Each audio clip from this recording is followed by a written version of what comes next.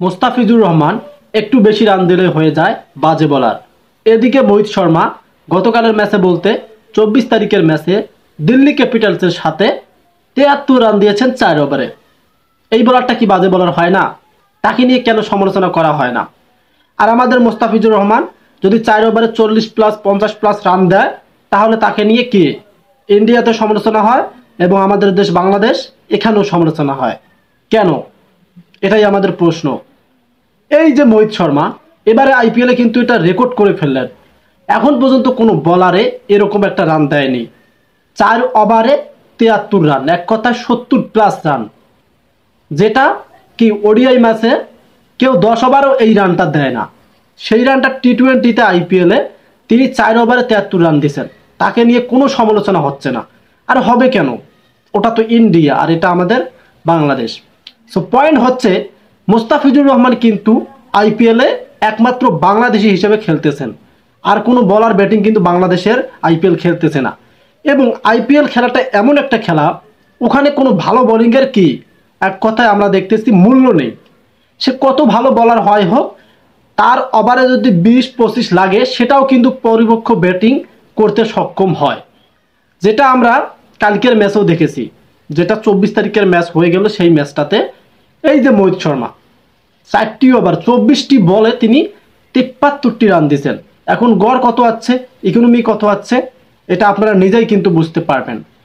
একজন ভালো bowling defend করা হয় তার ইকোনমি অ্যাভারেজ, দেন তার সাথে সাথে উইকেট। ম্যাচ কম খেলুক বা বেশি খেলুক, উইকেট আর ইকোনমি দিয়ে কিন্তু তাকে ডিপেন্ড করা হয় যে সে কতটুকু ভালো দলের জন্য বলার। তবে মোহিত শর্মা আর মোস্তাফিজুর রহমান দুইটা বোলিংয়ের মধ্যে যে ডিফেন্সটা আছে আমরা দেখেছি।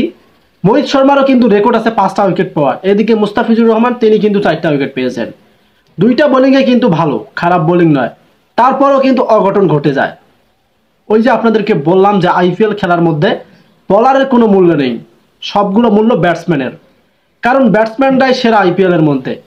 বাকি যে লিগগুলো আছে আমাদের দেশের বিপিএল, পাকিস্তানের পিসিএল, অস্ট্রেলিয়ার বিগ ব্যাশ, আরও অনেক লিগ আছে, শ্রীলঙ্কার লিগ আছে, ওগুলোতে কিন্তু কিছু কিছু বলার সেরা হয়ে যায়। কিন্তু আইপিএলে সে কত ভালো বলার হয় হোক, তার কোনো মূল্য থাকে না। কারণ ব্যাটসম্যানের সাথে মোকাবেলা করতে তার কি বোলিং আপটা হারিয়ে যায়। সেক্ষেত্রে আমরা দেখেছি এই 24 তারিখের ম্যাচে দিল্লি ক্যাপিটালসের যে ব্যাটাররা ঋষভ প্যান্ট, অক্ষর প্যাটেল, তারা কিন্তু কি অঝরা একটা ব্যাটিং লাইন করেছিলেন, যেটা ঝড়ের মধ্য দিয়ে কিন্তু এই যে গুজরাট টাইটান্সের বলারদের তুলোধুলো করে দেওয়া হয়েছে। এ কারণেই আমাদের প্রশ্ন এটাই জাগে যে ইন্ডিয়ার বলাররা যদি খারাপ করে তাদেরকে নিয়ে সমালোচনা হয় না, আর আমাদের মুস্তাফিজ 2-1টা ম্যাচ যদি ভালো বা খারাপ পারফরমেন্স করে তাকে সোশ্যাল মিডিয়ায় মনে করে কিভাবে এক কথায় নেগেটিভলি লাইন দিয়ে নিচে নামা যায় সেটাই কিন্তু চেষ্টা করে। সো এগুলো কাজ করা যাবে না, কারণ তারা একসময় ভালো বোলিং করে, তারা একসময় খারাপ বোলিং করে। খেলাধুলার মধ্যে এই দুটো থাকবে। প্রতিটা বলার চেষ্টা করে তার ভালো বোলিংটা দেওয়ার, আর ব্যাটসম্যানরা চেষ্টা করে সেই বোলিংটাকে মোকাবেলা করার।